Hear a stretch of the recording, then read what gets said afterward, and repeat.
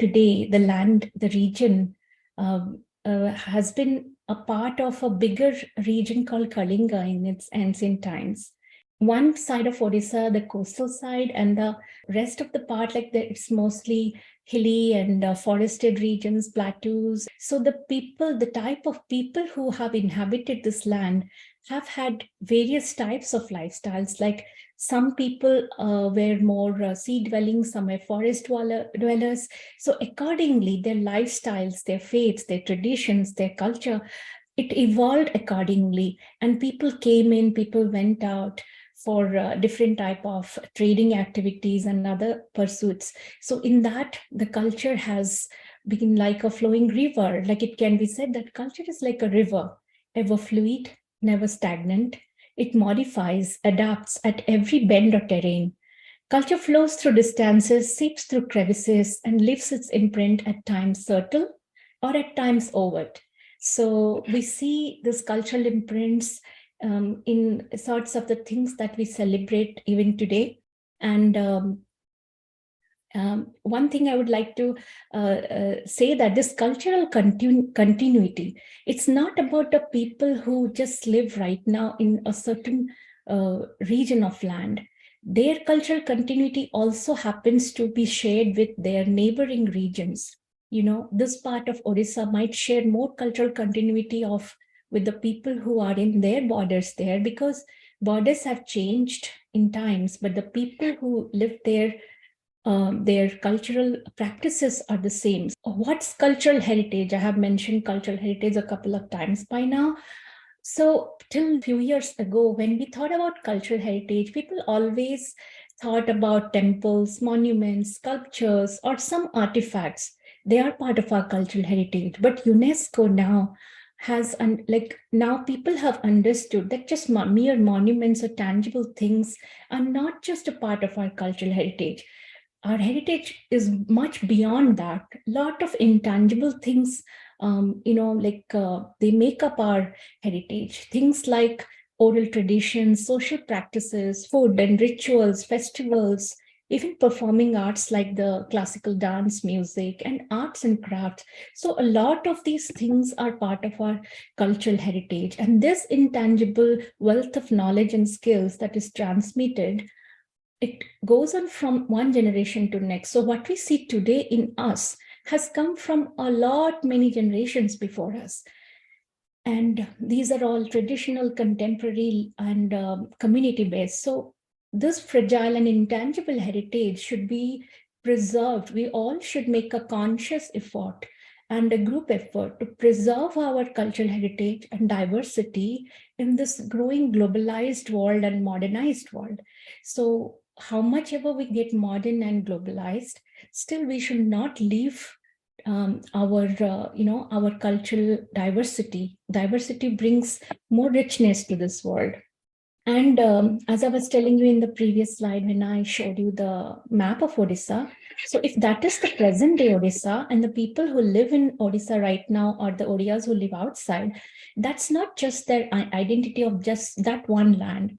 We have to think about what has all gone before. So Odisha has been a part of the greater Kalinga region in the ancient times. And the Kalinga region was not just present-day Odisha, it was also the neighboring regions. And with that, Odisha and Kalinga is a part of a much bigger Mahabharatiya heritage, the pan-Indian heritage of Bharatvarsh, India.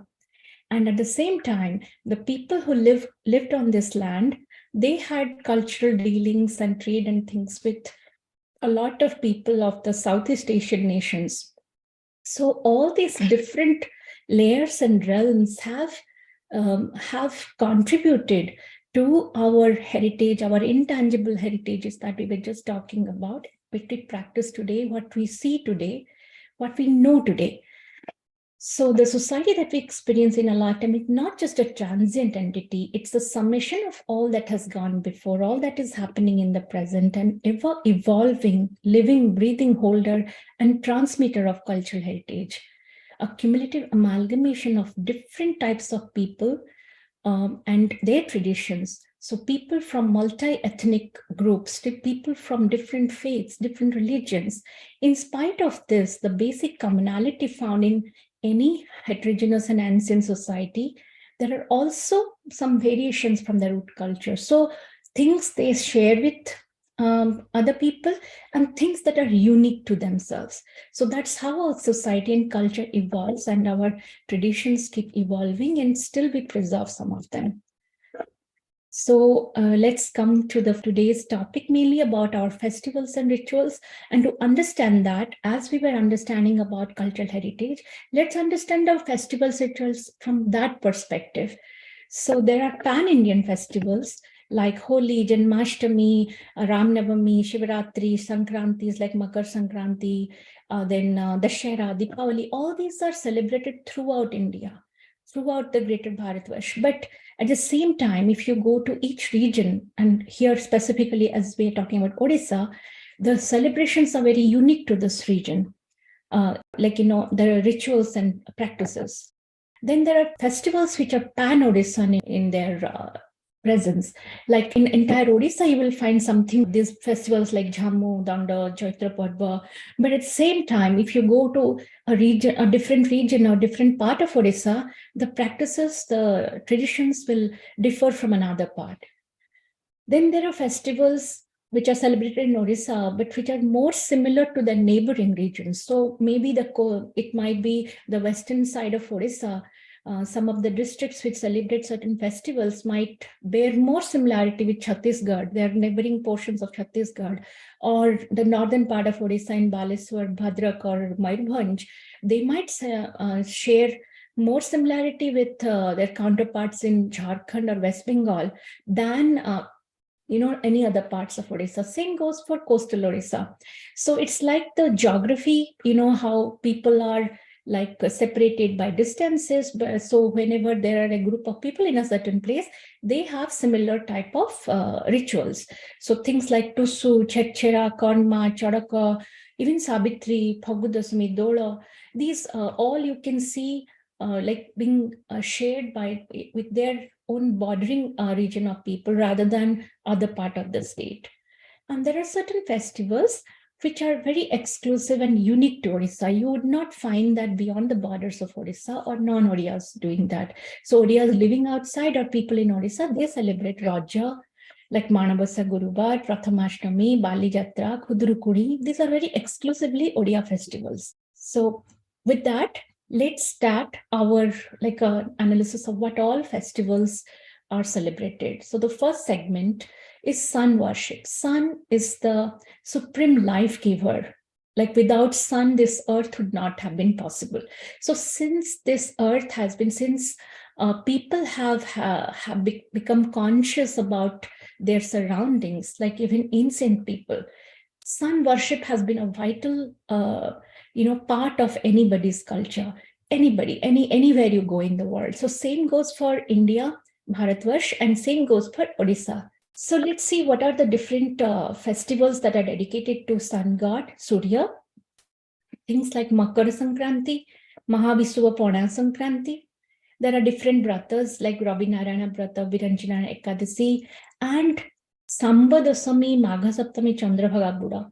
These are the ones which are very unique in Odisha. Samba Dasami, you would find mostly in Odisha this thing is celebrated. Let me focus on Samba Dasami here. This is a ritual of a brata that is observed by mothers for the well-being of their children, and it is dedicated to sun god. So the other two very important festivals are Makara Sankranti and Mahabhiswapana Sankranti. So Makara Sankranti again is a pan-Indian festival. It's a Mahabharati festival. Here, my focus is to show you how unique the traditions are in Odisha. Means what are the traditions that is celebrated in Odisha and Makar Sankranti.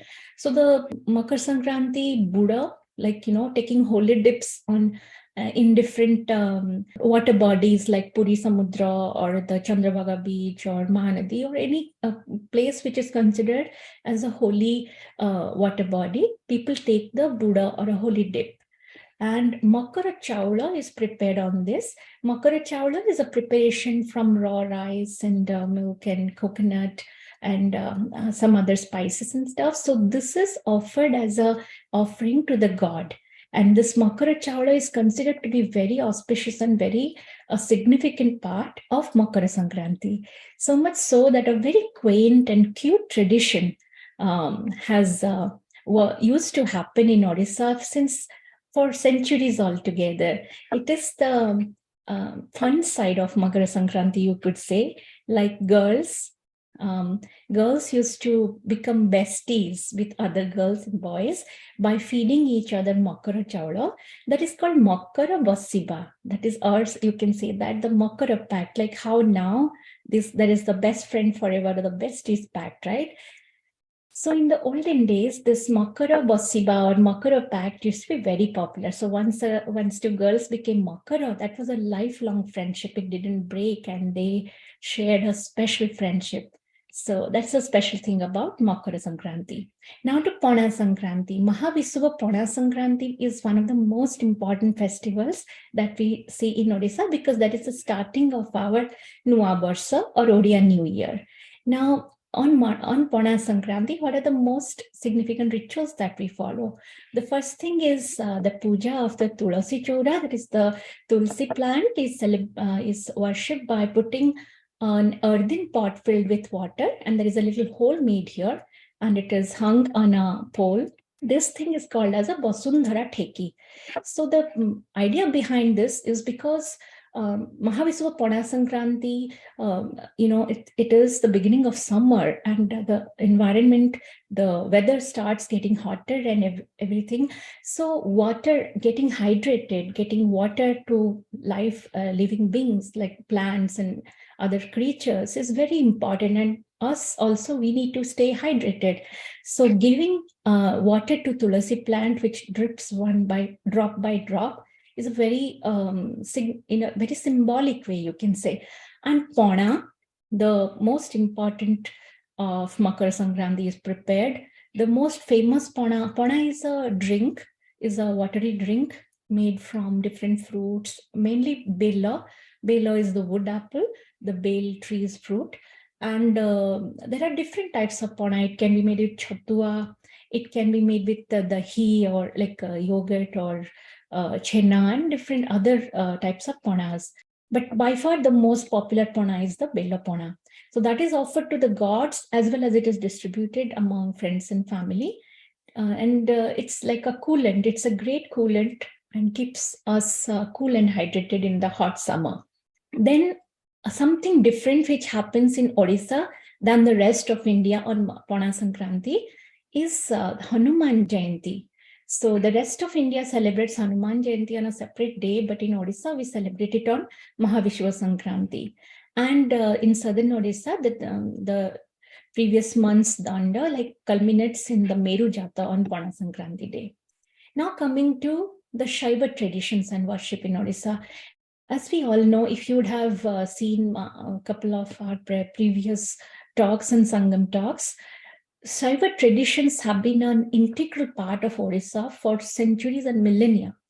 Now, this Shaiva culture, the Shaiva tradition, in fact, it is so significant and so important that it went far beyond the shores. Like the Odia Sadhavas had taken our Shaiva culture to far off Java, and you can see in ancient Javanese texts, they mentioned that their Hinduism, their Shaivism had come, they know that it came from Kalinga.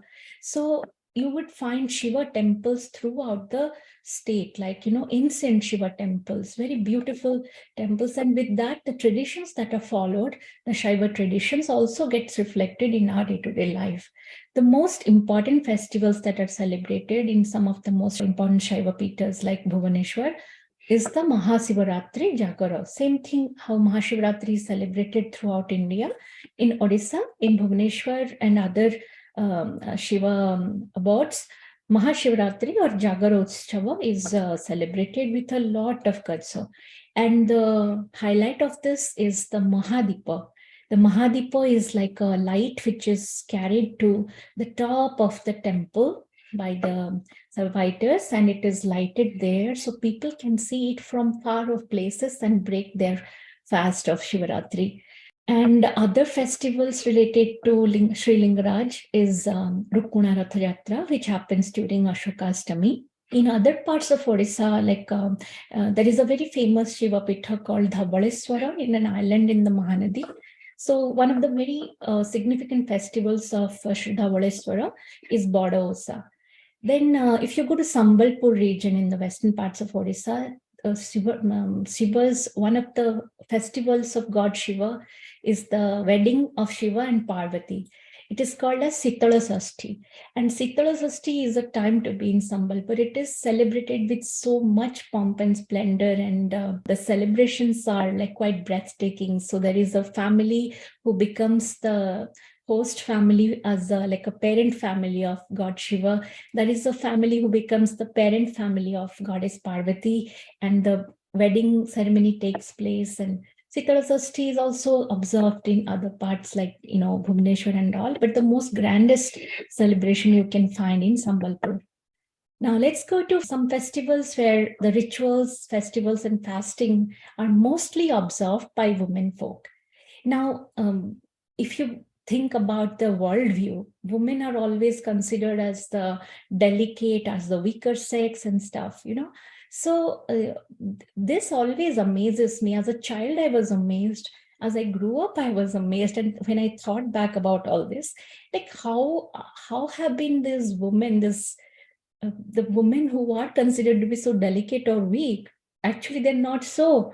They was actually some of the most resilient people, some of the most strongest people on this in our society. If you see our moms, our mothers, our grandmothers, aunts, older cousins or anybody celebrating all these type of vratas, oshas or festivals, you just get amazed, like where do they get this strength and this inner strength to have all these things going on along with taking care of their families.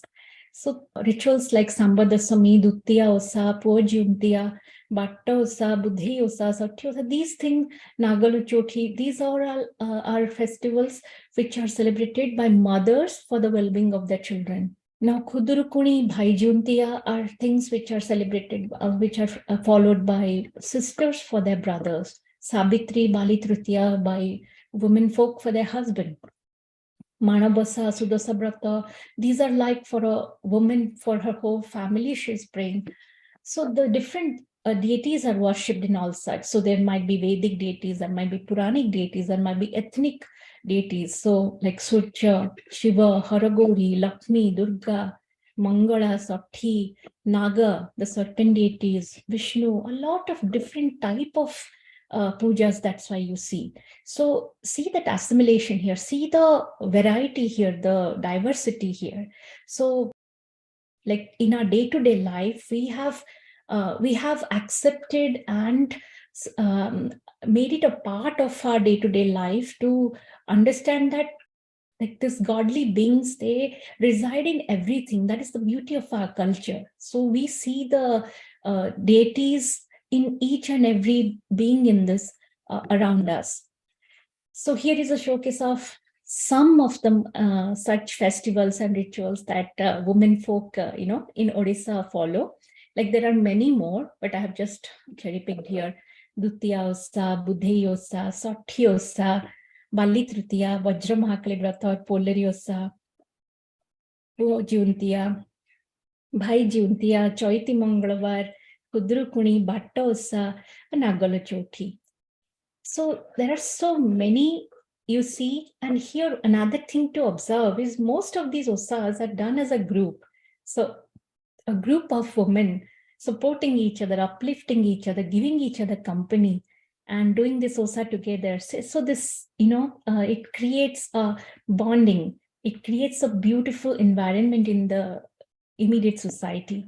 And I would just take one osa here to tell you a uniqueness about one of these certain osas, Kanchi Oda Osa. This osa is celebrated the day after Prathamashtami in Margashira month. So the most unique thing which I find very fascinating is 7 dried fish.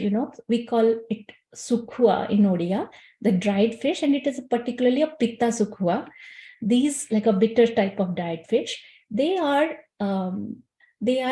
decorated. They are actually clothed in yellow clothes, and they are made to look like a newly wed bride, or we call as bohu.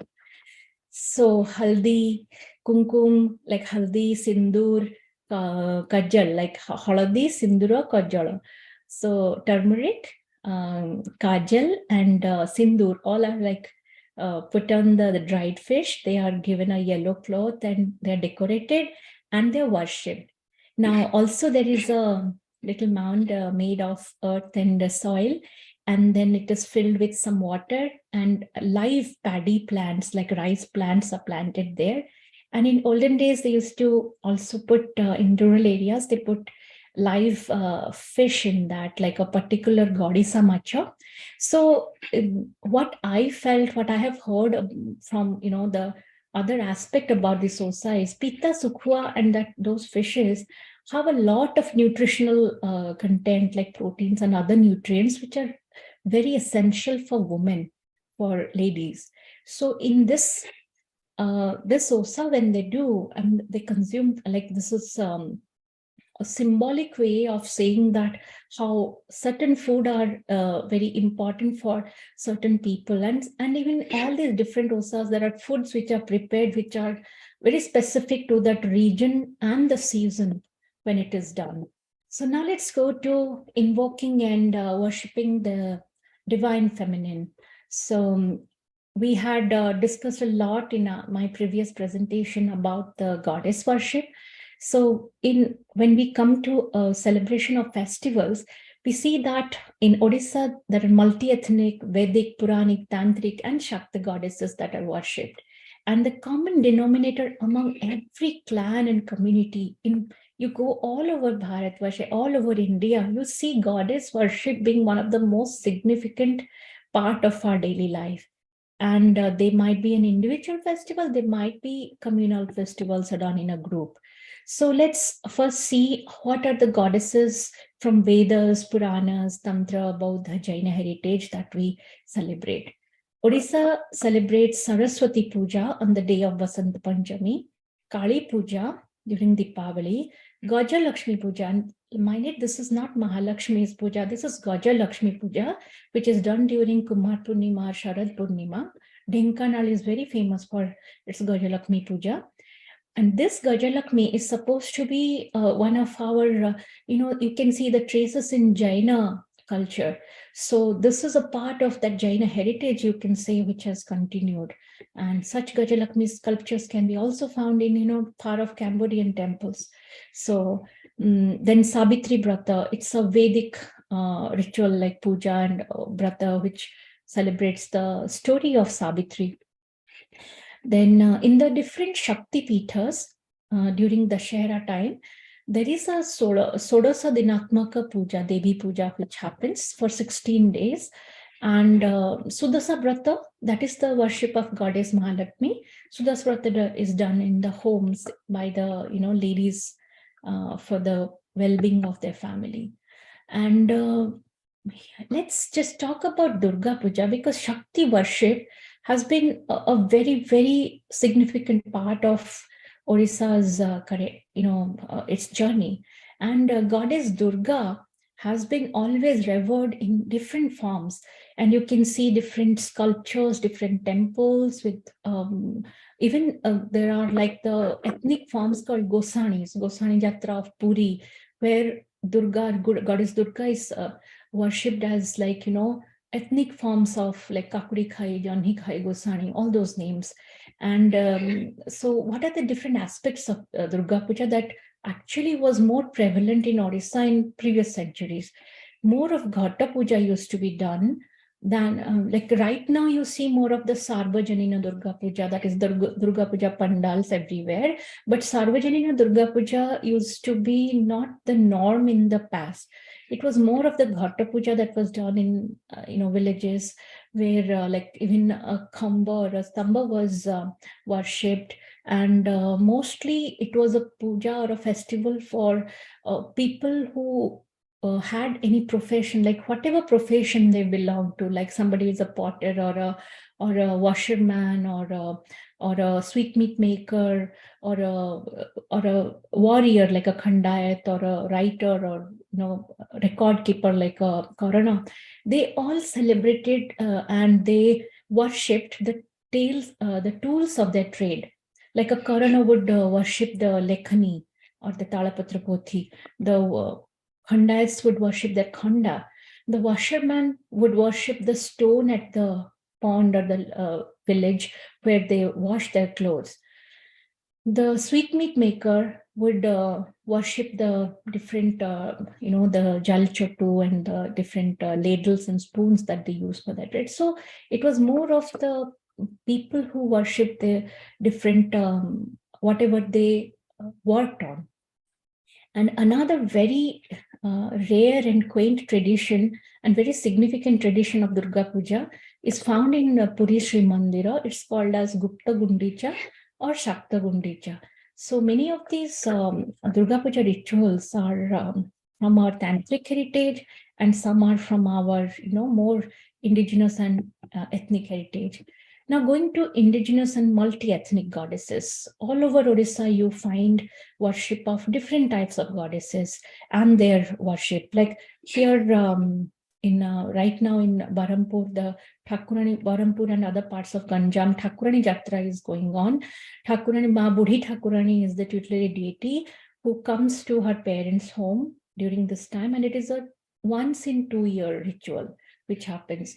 Ma Basiri or Ma Basuri is the horse-faced goddess with a face of a horse, who is the tutelary deity of the Dhibara class, the fisherman class, and they worship Ma Basiri during the Chaitra month worship of goddesses.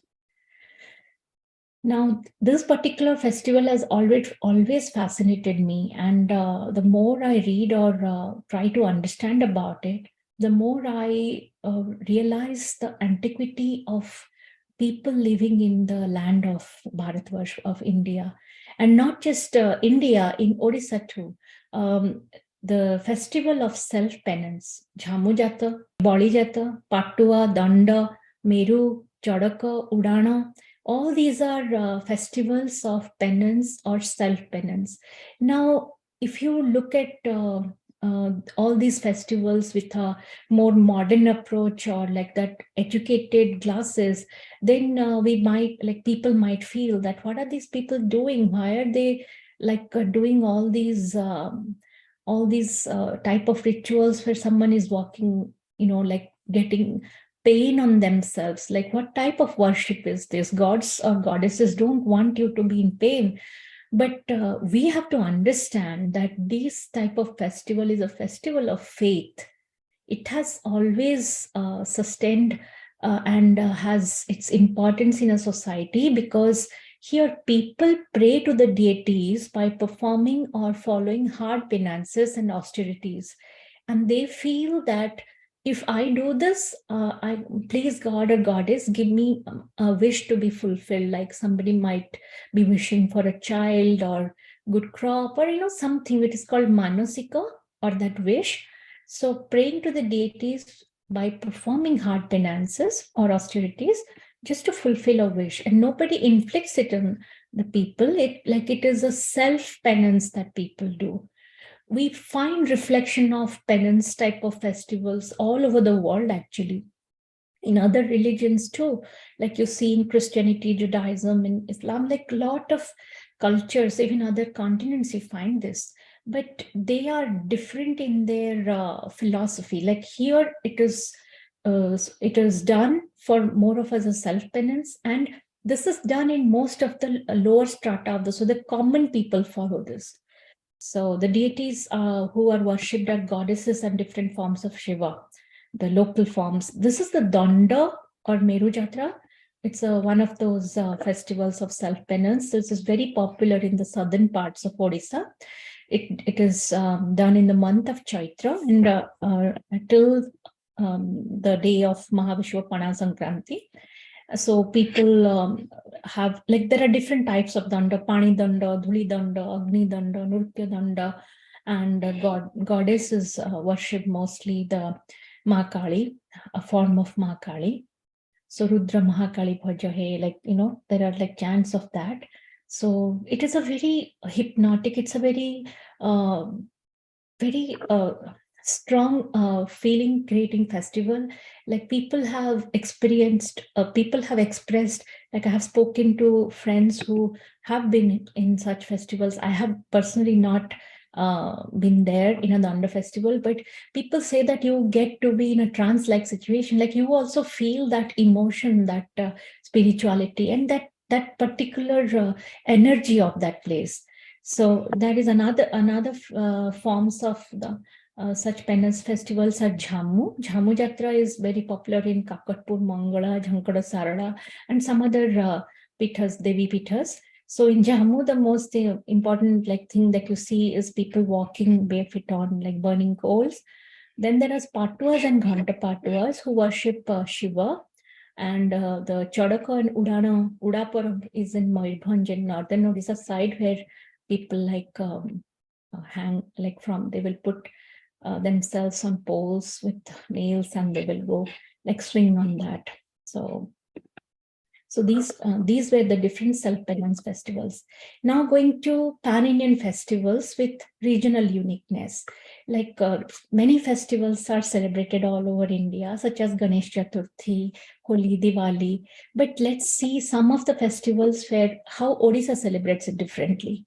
Like going to Holi, all over India, it is Holi, but in Odisha, it is a day, it's multiple days of festival, which the Phagu Dasami is important, and then Dolo Jatra, Dolo Purnima.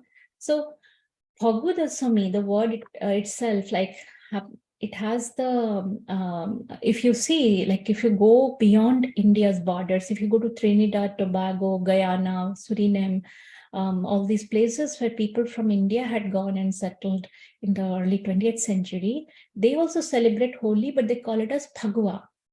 And if you go to Nepal or parts of Bihar, Jharkhand, Eastern UP and all, there also they call Phagua. And in Odisha, we call Phagu Dasami. So look at that commonness of, the words. There might be other places also, but this all just come to my mind. Then that is Dola, that is Daso Dola, Panchu Dola, like, 10 days of Dola or 5 days of Dola, however it is celebrated, it is named like that. In Dola, gods are brought out in the bimanas, like little carriages called bimanas, and they are taken all over the neighborhood and taken to the Melanapodia, and each house gives them offerings. And then this is a big gathering for the entire village or the town.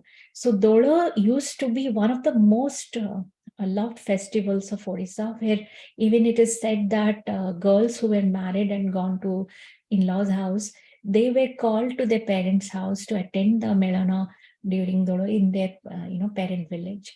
And the gods are giving colors, like how Holi is played. So it's a very joyous, very happy festival of Odisha. And we celebrate Holi a day after mostly India celebrates. And second, I'll take Akshaya Tritiya traditions. Akshaya Tritiya, as in Odisha, we call it Akshaya Tritiya or Akhi Tritiya. So these Akshaya Tritiya traditions all over India differ according to region. So how it is celebrated in Odisha, let's see. So in Sri Kshetra in Puri, there are like certain very important things which happen.